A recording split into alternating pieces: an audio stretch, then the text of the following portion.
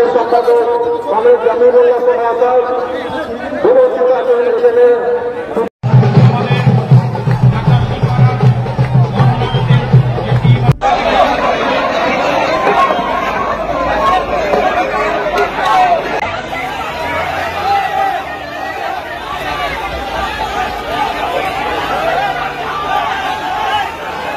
বন্ধুরা, এটা শুধু শুরুবাত, আপনারা আরো অনেক কিছু দেখবেন, একটু সময়ের অপেক্ষা। এই যে জয়েনিং দেখলেন, সুজন চক্রবর্তী জঙ্গিপুরে গেলেন এবং জঙ্গিপুরে গিয়েই একটা ধামাকা করলেন। আপনারা দেখলেন মিছিলে কত ভিড় হয়েছিল, জনসমাবেশে কত ভিড় হয়েছিল, এবং আপনারা এটাও দেখলেন যে হাজারে হাজারে মানুষ বামে ফিরছে, লাল ঝান্ডা হাতে ধরে নিচ্ছে। আজকের সুজন চক্রবর্তীর হাত ধরে আবার হাজারো হাজারো মানুষ বামমুখী বামে ফিরলো। আজকের এই বিষয়ে কথা বলবো। বন্ধুরা, আমি সুখেন ঘোষ, আপনাদের কাছে একটাই অনুরোধ, আমাদের চ্যানেল আজকের রাজনীতি সাবস্ক্রাইব করুন, আমাদের পাশে থাকুন। এই যে জঙ্গিপুরের প্রাক্তন পৌরসভার চেয়ারম্যান মোজাহিরুল ইসলাম যে বামে যোগদান করলো, এটা কিন্তু শুধু আজকের ঘটনা নয়, মানে একদিনের ডিসিশন নয়। উনি দীর্ঘদিন ধরে বামেদের সঙ্গে যোগাযোগ রেখেছিল এবং বামকে বোঝানোর চেষ্টা করেছিল আমরা সিপিআইএমের লোক ছিলাম এবং সিপিআইএমে ফিরতে চাই, এই তৃণমূলের হাত ছাড়তে চাই।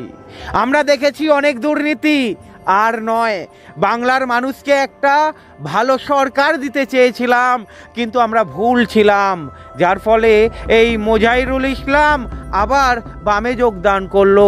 হাজারো হাজারো মানুষ তার সঙ্গে বামে যোগদান করলো, জঙ্গিপুর থেকে বামে যোগদান করলো।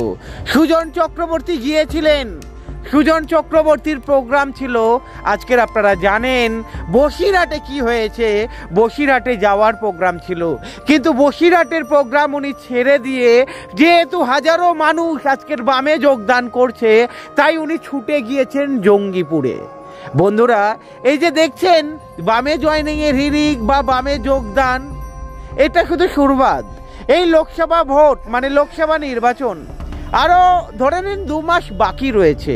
এই 2 মাসের মধ্যে আপনারা দেখে নেবেন দিকে দিকে বামে জয়েনিংয়ের হিড়িক বাড়ছে।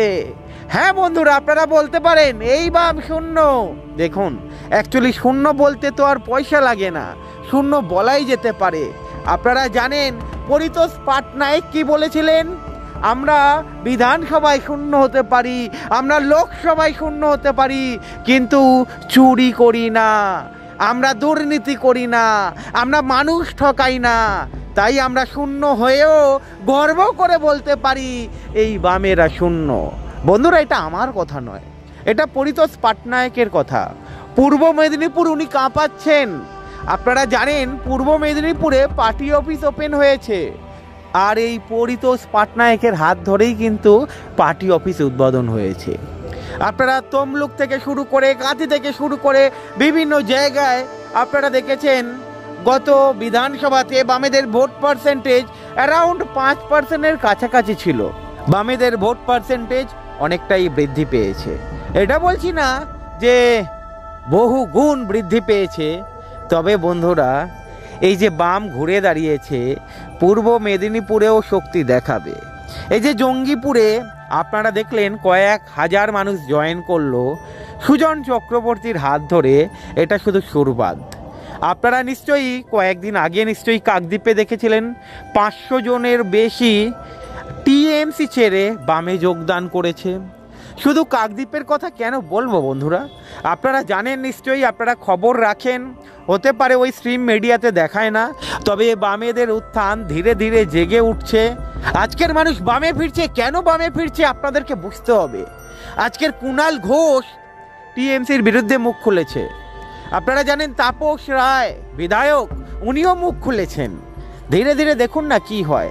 আজকের কুণাল ঘোষ মনে হয় উনি নিজের প্রায়শ্চিত্ত করছেন। যাই হোক, মানুষ কি ক্ষমা করবে এই টিএমসিকে? মানুষ বিচার করবে। তবে বামেদেরকে যে শূন্য করে মানুষ যে মহা ভুল করেছে, মানুষ সেটা বুঝতে পেরেছে, যার ফলে বিভিন্ন জায়গায় দেখতে পাচ্ছেন হাজারে হাজারে মানুষ বামমুখী হচ্ছে। আমরা দেখলাম আবার সুজন চক্রবর্তীর হাত ধরে হাজারো হাজারো মানুষ বামমুখী হচ্ছে। বন্ধুরা, এটা শুধু সুরবাদ। আবার বলছি, আপনারা নিশ্চয়ই বসিরহাটে দেখেছেন মীনাক্ষী মুখার্জির ম্যাজিক, কিভাবে ব্যারিকেড ভাঙতে হয় বামেদের দিয়ে শিখতে হবে। আজকের বিজেপির কথা বলি, আপনারা জানেন নরেন্দ্র মোদী এসেছিলেন, গতকাল ছিলেন, আজকেও ছিলেন।